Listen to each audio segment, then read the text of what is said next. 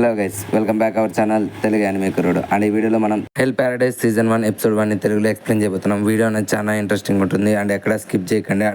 First video start చేసేదానికంటే ముందు మీకోసం మన ఛానల్లో డైలీ ఒక యానిమే ఎక్స్ప్లెనేషన్ వీడియో అప్లోడ్ చేస్తున్నాము. దయచేసి వాటిని చూడండి. మన యానిమే ఎక్స్ప్లెనేషన్ మీకు నచ్చితేనే మన ఛానల్ని సబ్స్క్రైబ్ చేసుకోండి. అండ్ మన ఛానల్లో వీడియోస్ చూస్తున్న వాళ్ళు మీకు వీడియో నచ్చితే లైక్ చేయండి, నచ్చకుంటే డిస్లైక్ చేయండి. అండ్ వీడియో ఎలా అనిపించిందో కామెంట్ చేయడం మర్చిపోకండి. ఎందుకంటే మీ కామెంట్ వల్లే మన ఛానల్ ఎక్స్ప్లెనేషన్ వీడియోస్ మీకు నచ్చుతున్నాయి లేదా అని తెలుస్తుంది. అండ్ అంతేకాకుండా మీకు ఏదైనా అదర్ యానిమే ఎక్స్ప్లెనేషన్స్ కావాలంటే తప్పకుండా కామెంట్ సెక్షన్లో చెప్పండి. తెగిపడిన తలలను చూపిస్తూ మన సిరీస్ స్టార్ట్ అవుతుంది అనమాట. ఇందులో మన హీరోకి ఉరిశిక్ష విధించి ఉంటారు. ఎవరైతే తన తలను నరుకుతారో తను నీకు ఏదైనా చివరి కోరుకుంటే చెప్పని చెప్తారు. మన హీరో ఏం లేదంటారు. ఒక్కసారిగా కత్తి తీసుకొని తన మెడ మీద వేటు వేయడం జరుగుతుంది. కాకపోతే తన తల తెగిపడదు. అది నరికేవాడు చాలా సార్లు ప్రయత్నిస్తారు, కానీ మన హీరోకి ఎటువంటి గాయము తగలదు. చివరికి ఆ కత్తే విరిగిపోతుంది. అక్కడ చుట్టూ ఉన్న వాళ్ళు చూసి ఎంతో షాక్ అవుతూ ఉంటారు. అదే టైంలో మన హీరో మనసులో ఇలా అనుకుంటూ ఉంటాడు, నేను ఇప్పటి వరకు చాలా మందిని చంపాను, అలాగే ఎవరితోనూ నాకు ఎలాంటి అటాచ్మెంట్ లేదు, ఎవరి కోసం నేను బతకాలని అనుకోవట్లేదు, మరి నేను ఎందుకు చనిపోవట్లేదు అని ఆలోచిస్తూ ఉంటాడు. ఆ రోజు రాత్రి మన హీరో దగ్గరకు ఒక లేడీ వచ్చి తన వివరాలు తెలుసుకుంటూ ఉంటుంది. నీ పేరు గపిమారో కదా, నువ్వు ఇబాగా కురేజీ అనే విలేజ్లో పుట్టావు, అసాసిన్గా పెరిగావు. అసాసిన్ అయ్యే ట్రైనింగ్లో చాలా మంది చనిపోతారు. ఎవరైతే ఆ ట్రైనింగ్ తట్టుకొని బతుకుతారో వాళ్ళ శరీరాలు సూపర్ హ్యూమన్స్ లాగా ఉంటాయి, వాళ్ళకి ఎన్నో శక్తులు ఉంటాయి. మీ విలేజ్ నుంచి వచ్చిన వాళ్ళు ఎవరైనా సరే స్క్వాడ్నియర్ని కొట్టి ఎదుర్కోవడం చాలా పెద్ద విషయం కాదని చెప్తుంది.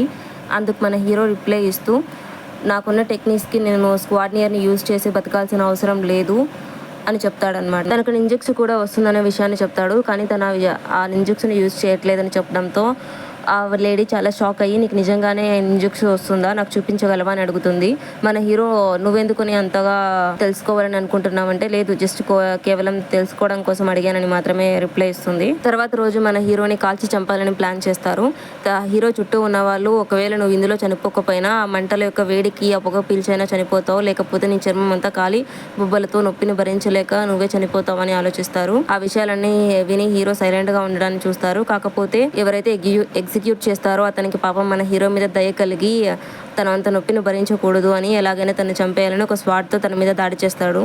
కాకపోతే ఇప్పుడు కూడా యాజ్ యూజువల్ ఆ స్వాడ్ విరిగిపోతుంది తప్ప మన హీరోకి ఏం కాదు. సేమ్ అందరూ కోపంతో తిరిగి మంటని పెడతారు. ఆ మంటలు కూడా మన హీరోని ఏం చేయలేకపోవడాన్ని చూసి అందరూ చాలా షాక్కి గురవుతారు. ఆ రోజు రాత్రి మళ్ళీ తన హీరో దగ్గరికి ఆ లేడీ వచ్చి తన జీవితం గురించి తెలుసుకోవడానికి ప్రయత్నిస్తుంది. హీరో కోపంతో, నువ్వు నన్ను చంపాలి అనుకుంటే చంపేసే, నేనేం అడ్డు చెప్పను, కానీ నా కథ నేను చెప్పుకునేంత గొప్పది ఏం కాదు. నా చిన్నప్పుడే మా తల్లిదండ్రుల్ని మా విలేజ్ చీఫ్ చంపేశారు. అతను ఎందుకు చంపేశాడనే విషయాన్ని కూడా నాకు తెలియదు. తర్వాత నన్ను ఒక అసాసిన్గా పెంచారు. నేను మా విలేజ్ నుంచి వెళ్ళిపోవాలి అనుకున్నాడు. అందుకే చీఫ్ కోపంతో నన్ను పట్టుకుని చంపేయమని ఆదేశాన్ని ఇచ్చాడు. ఇంకో విషయం ఏంటంటే, ఈ విలేజ్లో ఉండడానికైనా ఇక్కడ నుంచి వెళ్ళిపోవడానికైనా నా జీవితంలో పెద్ద కారణం లేదు, అందుకే వెళ్ళిపోవాలని అనుకున్నాను అని చెప్తాడు. అందుకు ఆ లేడీ కూడా, నీ దగ్గర ఎలాంటి కారణం లేదని చెప్పినప్పుడు మరి ఎందుకు నీ ఇక్కడ నుంచి వెళ్ళిపోవడానికి ప్రయత్నించావు నువ్వు అని అడుగుతుందన్నమాట. అందుకు మన హీరో ఎలాంటి సమాధానం చెప్పడు. తర్వాత కట్ చేయగానే మరొక రోజు ఇంకొక రకంగా హీరోని చంపడానికి ప్రయత్నిస్తారు.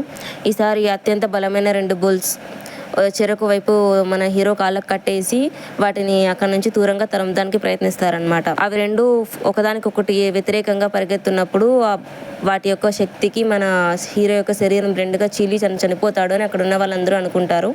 కాకపోతే ఉల్టా లాగి ఆ 2 దున్నపోతలే పాపం అలసిపోయి పడిపోతాయి, కానీ మన హీరోకి ఎలాంటి గాయం అవ్వదు. సో మళ్ళీ ఇక్కడ చుట్టూ ఉన్న వాళ్ళు షాక్ అవుతారు. కాకపోతే ఈసారి చీఫ్కి చాలా కోపం వచ్చి ఏదైనా చేసి వీని చంపేయాలని ఫిక్స్ అయిపోతాడు. తర్వాత లేడీ మన హీరో దగ్గరకు వచ్చి, చాలా స్ట్రేంజ్గా ఉంటుంది, నీదేం షినోబి బాడీనా అని అడుగుతుంది.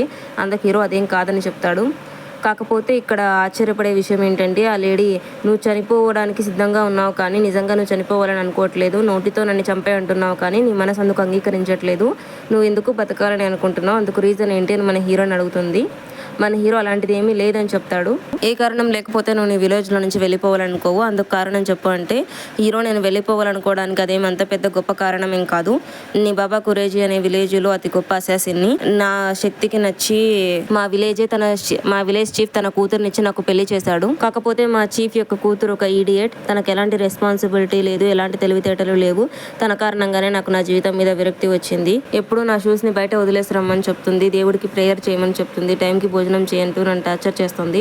తను చెప్పే ఈ విషయాలన్నిటికీ విసిగిపోయి ఇక నేను తనతో ఉండాలని అనుకోలేదు, అందుకని నేను విలేజ్ వదిలి వెళ్ళిపోవడానికి ప్రయత్నించాను అని చెప్తాడు. నేను మా చీఫ్ దగ్గరికి వెళ్ళి నేను వెళ్ళిపోతానని చెప్పినప్పుడు సరే ఇక నేను ఏం చేయలేను, కాకపోతే చివరిగా నేను ఇచ్చే ఒక టాస్క్ని మాత్రం పూర్తి చేయని చెప్పి నన్ను బంధించారు. నేను అప్పుడే తెలుసుకున్నాను నన్ను చంపేస్తారు అని. కానీ ఇక నా దగ్గర బతకడానికి ఎలాంటి రీజన్ లేదు కాబట్టి నేను అందుకు ఒప్పుకున్నాను అని చెప్తాడు. ఇప్పుడు చెప్పు నా స్టోరీ ఏమంత పెద్ద ఇంట్రెస్టింగ్గా ఉందని మన హీరో ఆ లేడీని అడుగుతాడు. ఆ తర్వాత రోజు రాత్రి ఆ లేడీ ఇంకొకరితో మాట్లాడుతూ నడుస్తూ ఉంటుంది. అప్పుడు ఆ లేడీ పక్కన ఉన్న తను నీకు హీరో గురించి ఏం తెలుసు అని అడుగుతారు. నాకు తెలుసు, తన పేరు గపిమారో కదా అని చెప్తుంది. లేదు, తన పేరు ఎమోషన్స్ లేని గపిమారు, ఎందుకంటే తనని అరెస్ట్ చేయడానికి ప్రయత్నించినప్పుడు 20 మందిని తను చంపేశాడు. తనలో ఎలాంటి ఎమోషన్స్ లేవని అందరూ అనుకుంటూ ఉంటారు, అందుకే తనకు చావంటే భయం లేదని చెప్తాడు. అంతేకాకుండా తను ఎలెక్సరాకిస్ని కన్జ్యూమ్ చేసుకున్నాడని. ఎలెక్సరాకిస్ అంటే ఒక ఇమ్మోర్టాలిటీని ఇచ్చే లిక్విడ్ అనమాట. సో తనకి చావు లేదని తను చెప్తూ ఉంటాడు. ఆ లేడీ కూడా ఈ విషయాన్ని విని చాలా షాక్ అవుతుంది. ఆ లేడీ మీకు ఈ విషయం ఎలా తెలుసు అని చెప్పినప్పుడు అతను తడబడి లేదు నాకు తెలియదు, ఏదో నేను విన్నది మీకు చెప్పాను, నన్ను క్షమించేసేయండి, నాకు కూడా పూర్తిగా తెలియదు అని చెప్పి సారీ చెప్పి అక్కడి నుంచి వెళ్ళిపోతాడు. ఇప్పుడు మన హీరో ఆలోచిస్తూ ఉంటాడు. ఆ లేడీ చెప్పిన మాటలను విని నిజంగానే నేను చనిపోవాలని అనుకోవట్లేదా, అందుకు కారణం ఏంటి, లేదు రేపు నేను ఖచ్చితంగా చనిపోతాను అని రేపుతో వీటన్నిటికీ ముగింపు చెప్తారని మనసులో అనుకుంటూ ఉంటాడు. కాకపోతే తర్వాత రోజు ఎగ్జిబిషన్లో ఆయిల్ని 300 degrees కంటే ఎక్కువగా వేడి చేసి తన మీద పోస్తారు. కాకపోతే మన హీరో యాజ్ యూజువల్ దాన్ని కూడా ఓవర్కమ్ చేసి వస్తారు. చుట్టూ ఉన్న వాళ్ళు ఇదంతా చూసి చాలా షాక్ అవుతూ ఉంటారు. అప్పుడే ఆ లేడీ ఎగ్జిక్యూషన్ చీఫ్తో చెప్తుంది, ఈ రోజు నైట్కి ఎగ్జిక్యూషన్కి రెడీ చేయండి, నేను టైంకి అక్కడికి వస్తాను అని. ఆ రోజు రాత్రి మన హీరోని తిరిగి ఎగ్జిక్యూషన్ కోసం తీసుకొని వెళ్తూ ఉండగా హీరో ఇలా అంటాడనమాట, మీరు నిజంగా నన్ను చంపగలరా, ఈసారి ఏం ఉపయోగిస్తున్నారు అని అడిగినప్పుడు ఈసారి ఖచ్చితంగా మేము నిన్ను చంపేస్తాము, ఈసారి ఏం జరగబోతుందో నువ్వే చూడు అని చెప్తారు ఎగ్జిక్యూషనల్ హెడ్. మన హీరో లోపలికి వెళ్ళగానే ఆ లేడీ ఒక స్వాట్ పట్టుకొని ఉండటాన్ని చూసి మన హీరో చాలా షాక్కి గురవుతాడు. తను ఈసో నుంచి వచ్చిన ఇన్స్పెక్టర్ ఎమాదో ఆడేమాసు సాగెరి. తన ఫ్యామిలీ వారు చాలా కాలం నుంచి ఎగ్జిక్యూషన్లో పనిచేస్తూ ఉన్నారు. ఎదుటి వాళ్ళు ఎంత బలమైన వాళ్ళైనా సరే జస్ట్ ఒక్క వేటుతో వాళ్ళ తలలు తెగిపడి ఇలా నరకడం వాళ్ళ యొక్క ప్రత్యేకత. సో ఇప్పుడు తనే నిన్ను చంపబోతోంది అని ఎగ్జిక్యూషనర్ మన హీరోకి చెప్తాడు. అప్పుడు సాగిరి హీరో వైపు చూస్తూ, నువ్వే అన్నావు కదా నేను ఎవరైనా చంపాలని నువ్వు ఆశిస్తున్నావని, నేను నీ విషయం పూర్తి చేసేస్తాను, ఒక్క వేడితో నీ తల తెగిపడిపోతుంది అని చెప్తుంది. అతను అలా మాట్లాడుతూ ఉండగానే హీరో ఊహించుకుంటాడు తన తల తెగిపడ్డాన్ని. అదే చూసి ఒక్క నిమిషంగా టెన్షన్కి గురవుతారు. ఎలాగైనా తను చావకూడదని తనతో ఫైట్ బ్యాక్ చేయడానికి ట్రై చేస్తాడు. అప్పుడు మన లేడీ ఇలా అంటుందన్నమాట, నేను చెప్పింది కరెక్టే కదా, నీకు నిజంగానే చనిపోవాలని లేదు, నువ్వు పైకి చనిపోవాలని చెప్తున్నావు కానీ నువ్వు బతకడానికి చాలా ప్రయత్నిస్తున్నావు, అందుకు ఏదో ఒక కారణం ఉంది అని చెప్తుంది. సాగరి మాటలకు మన హీరో ఇలా అనుకుంటూ ఉంటాడు, నేను నా కెరీర్ లో చాలా మందిని చంపేశాను, బహుశా చివరి మూమెంట్ లో వాళ్ళు ఎలాగైతే ప్రయత్నించారో ఇప్పుడు నేను అలాగే చేస్తున్నాను. కొంతమంది భయపడి పారిపోవడానికి ప్రయత్నిస్తారు, ఇంకొంతమంది ఫైట్ బ్యాక్ చేయాలని చూస్తారు, ఇంకొంతమంది ఓడిపోయానని అర్థం చేసుకొని వాళ్ళ చావు నుండి యాక్సెప్ట్ చేస్తారు అని. ఇప్పుడు నేను కూడా ఆ సిచ్యువేషన్లో ఉన్నాను అని మన హీరో అనుకుంటూ ఉంటాడు. సాగిరి నీకు ఎలాంటి ఎమోషన్స్ లేవన్నావు కదా గపిమారో సాగిరి. గపిమారో హలో అంటుంది. హలోస్ అంటే ఎలాంటి ఫీలింగ్స్ లేని వాడని అర్థం. అప్పుడు సాగిరి తనతో ఇలా అంటుంది, నిజం చెప్పు, నువ్వు నీ భార్యని ప్రేమిస్తున్నావు కదా, తన కోసమే బతకాలని అనుకుంటున్నావు కదా అని చెప్తుంది. అప్పుడు మన హీరో కళ్ళు మూసుకొని తన వైఫ్ని గుర్తు తెచ్చుకుంటాడు. నిజానికి తన వైఫ్ గురించి తను ఏమేమైతే నచ్చలేదని చెప్పాడో అవన్నీ తనకు చాలా నచ్చుంటుంది. తనతో కలిసి భోజనం చేయడం, ప్రేయర్ చేయడం. అప్పుడు ఒక్క నిమిషంగా హీరోకి కోపం వచ్చి తన పక్కన ఉన్న ఎగ్జిక్యూటర్ దగ్గర ఉండే కత్తిని తీసుకొని సాగిరి మీదకి అటాక్ చేస్తాడు. సాగరి కోపంతో నేను చెప్పింది నిజమే కదా, నన్ను ఎందుకు చంపాలని ప్రయత్నిస్తాను అని అరుస్తుంది. హీరో సాగరిని దూరం నెట్టేసి, నీకు నా గురించి ఎలాంటి విషయమూ తెలీదు, నీకు తెలియదు నేను ఎలా బతికాను అని నేను ఒక హాలో నేను గట్టిగా అరుస్తాడు. అప్పుడు ఇదే విషయాన్ని తన గతంలో అన్నట్టు గుర్తు తెచ్చుకుంటాడు తన వైఫ్ దగ్గర. తన వైఫ్ ఏమో లేదు నువ్వు హాలో కాదు, నీకు ఫీలింగ్స్ ఉన్నాయి, నువ్వేం చెడ్డవాడి కాదని చెప్తుంది. అందుకు మన హీరో లేదు, వాళ్ళందరూ నన్ను కరెక్ట్గానే పిలుస్తారు, నాకు ఎలాంటి ఎమోషన్స్ లేదు, నేను చాలా మందిని చంపేశాను, చెడ్డవాడిని అంటాడు. అప్పుడు తన వైఫ్ తన్ని హక్ చేసుకొని, లేదు నువ్వు చాలా మంచివాడివి నాకు తెలుసు అని చెప్తుంది. హీరో వైఫ్ తనతో అంటుంది, నువ్వు ఒక్కడివే నా ఫేస్ని కూడా యాక్సెప్ట్ చేస్తావు, నిజానికి ఈ ఊర్లో ఉన్న వాళ్ళు మెన్స్ అసాసిన్స్గా బతకాలి, ఆ అమ్మాయిలందరూ వాళ్ళ పిల్లల్ని కనేవాడనే ఒక యంత్రంగా మాత్రమే ఉంటారు, ఇక్కడ ఎవరు నార్మల్ లైఫ్ని కోరుకోలేరు, నేను అలా నార్మల్ లైఫ్ బతకాలనుకున్నందుకే మా నాన్న నా ముఖాన్ని కాల్ చేస్తారు, కానీ నువ్వు మాత్రం ఈ నా ముఖాన్ని యాక్సెప్ట్ చేసావని చెప్పి మన హీరోని కిస్ చేస్తారు. తర్వాత రోజు మన హీరో ఒకరిని చంపి ఆ రక్తపు చేతులతో ఇంట్లోకి రావగానే తన వైఫ్ తనని చూసి ఏమీ మాట్లాడకుండా దేవుడి దగ్గరికి వెళ్ళి ప్రేయర్ చేస్తూ ఉంటుంది. తనని చూడగానే మన హీరో ఇలా అనుకుంటాడు, ఇక లేదు నేను ఎవరిని చంపకూడదు, నా వైఫ్ కోసం నేను మారాలి, ఈ సిటీని వదిలి వెళ్ళిపోవాలనుకుంటాడు. సో మన హీరో తన వైఫ్ కోసం తన పని నంది వదిలేసి ఎక్కడైనా దూరంగా వెళ్ళిపోవాలని అడుగుతాడు. అప్పుడే మన హీరోకి ఇదంతా జరిగిందంతా గుర్తు తెచ్చుకుంటూ ఉంటాడనమాట. సాగిరి, నువ్వు ఇక్కడ నుంచి వెళ్ళిపోవచ్చు, నేను నీకు అందుకు ఒక ఛాన్స్ ఇస్తాను.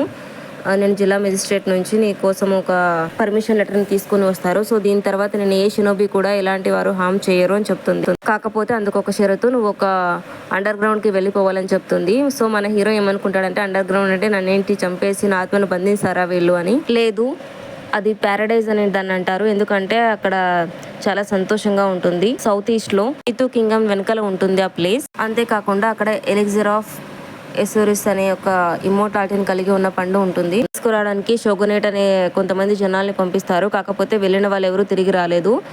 ఆ ప్రయాణం కోసమే నువ్వు నాతో పాటు రావాలి అని మన హీరోని అడగడం జరుగుతుంది. అప్పుడు మన హీరో, ఏంటి ఇదంతా ఒక ఫెయిరీ టేల్ కథ చెప్పి నన్ను మోసం చేయాలనుకుంటున్నావా అని సాగర్ని అడుగుతాడు. అప్పుడు అక్కడ ఉన్న చీఫ్ ఎలిక్సిర్ ఆఫ్ లైఫ్ని తీసుకురావడానికి నెక్స్ట్ టైంకి చాలా శక్తులు ఉన్న వాళ్ళని పంపిద్దాము, ఎవరైతే దానికి క్వాలిఫై ఉంటారో అలాంటి వాళ్ళు. క్లియర్గా చెప్పాలంటే ఎవరెవరినైతే డెత్ సెంటెన్స్ ఇచ్చి ఉంటారో అలాంటి వారిని తీసుకురండి. వాళ్ళకి వాళ్ళ జీవితం మీద ఎలాంటి ఆశ ఉండదు కాబట్టి వాళ్ళైతేనే కరెక్ట్గా ఈ పనిని చేయగలుగుతారు అని చెప్తారు. ఎవరైతే స్కిల్ఫుల్గా పొటెన్షియల్గా ఉంటారో, ఎవరైతే ఆ పండుని తీసుకుని వస్తారో వాళ్ళకి మనము డెత్ సెంటెన్స్ని తొలగిస్తామని చెప్తాడనమాట. సో అందుకోసమే సాగిరి మన హీరోని వెతుక్కుంటూ వచ్చి ఉంటుంది. తనకి ఎలాంటి శక్తులు ఉన్నాయి, తనలో ఎంత పొటెన్షియల్ ఉంది అని తెలుసుకోవడం కోసం. నేను వచ్చే దారిలో నీ వైఫ్ని చూసే వచ్చాను. తను నువ్వు వెళ్ళిపోయినప్పటి నుంచి చాలా దిగులుగా ఉంది, ఎవరితోనూ మాట్లాడట్లేదు. నిజంగానే నీకు నీ వైఫ్తో అటాచ్మెంట్ ఉందా? ఉంటే నువ్వు ఈ పనిలో నాకు సాయం చెయ్యి, నువ్వు తిరిగి నీ వైఫ్ని చూసే అవకాశం నీకు ఇస్తాను, మీ ఇద్దరు ఎటైనా వెళ్ళిపోయి ప్రశాంతంగా బతకొచ్చు అని సాగిరి చెప్తుంది. నువ్వు ఇప్పుడు ఎలిక్సిర్ ఆఫ్ ఫ్లవర్ని తీసుకొని వచ్చావంటే అక్కడున్న అసాసిన్ మాత్రం లేదు, నన్ను తనని చంపేయాలనుకుంటుంటే నువ్వేం మాట్లాడుతున్నావు అని అరుస్తాడు. అప్పుడే మన హీరో తన వైఫ్ని తలుచుకొని ఏడుస్తూ ఉంటాడు. నింజుక్స్ని చూడాలనుకుంటున్నావు కదా అని చెప్పి ఒక్క నిమిషంగా తనని నింజుక్స్ చూపిస్తాడనమాట. అప్పుడు తనతో పాటు మనం కూడా చాలా ఆశ్చర్యపోతాం, ఎందుకంటే తన బాడీ మంటల్లో కాలిపోవడాన్ని తను క్లియర్గా చూపిస్తాడు. అప్పుడు హీరో నింపు ఎస్టిక్ ప్లేట్ అని ఒక మాటతో అక్కడ తన చుట్టూ ఉన్న వాళ్ళందరినీ కాల్చి చంపేస్తాడు. ఆ ఎగ్జిక్యూషన్ యొక్క హెడ్ని మన సగ్రి బంద్ చేస్తుంది. అప్పుడు మన హీరో, సరే నేను చేస్తాను, టోటల్ ఆఫ్ లైఫ్ని తీసుకొని వస్తాను అని చెప్తాడు. ఇప్పుడు ఏం చేయాలని అడుగుతాడు అనమాట. అప్పుడు సగిరి తనని, నువ్వు నాతో పాటు ఈదోకి వచ్చేయి అని చెప్తుంది. ఈదోక ఎందుకని అంత దూరం, మనం డైరెక్ట్గా ఇక్కడ నుంచి వెళ్ళిపోవచ్చు కదా అని అంటాడనమాట. అప్పుడు సాగిరి, వీడికి ఎన్ని ప్రశ్నలు ఉన్నారా అని తల పట్టుకుంటుంది. అప్పుడు సాగిరి ఇలా అంటుంది, నీకు ఒకవేళ నేను చెప్పింది ఇష్టం లేకపోయినా, నచ్చకపోయినా, నేను చెప్పిన పని చేయకపోయినా మనం డైలీ ఇప్పుడు ఆఫ్ చేసుకుందామని చెప్తుంది. అందుకు మన హీరో, లేదు నేను ఏం చెప్తే అది చేస్తాను, ఇప్పుడు నాకు వేరే ఆప్షన్ లేదు, అది ఎంత డేంజరస్ అయినా, ఎలాంటి తెలియని ఎలాంటి అయినా సరే నేను అక్కడికి వస్తాను అని చెప్తాడు. అప్పుడు మన హీరో తన మనసులో అనుకుంటూ ఉంటాడు, నేను ఏం చేసైనా సరే ఆ ఇమ్మోర్టల్ ఆఫ్ లైఫ్ని తీసుకొని వచ్చి నీకోసం తిరిగి బతికి వస్తానని తన వైఫ్ గురించి అనుకుంటూ ఉంటాడనమాట. ఇక్కడితో ఈ ఎపిసోడ్ అయిపోతుంది.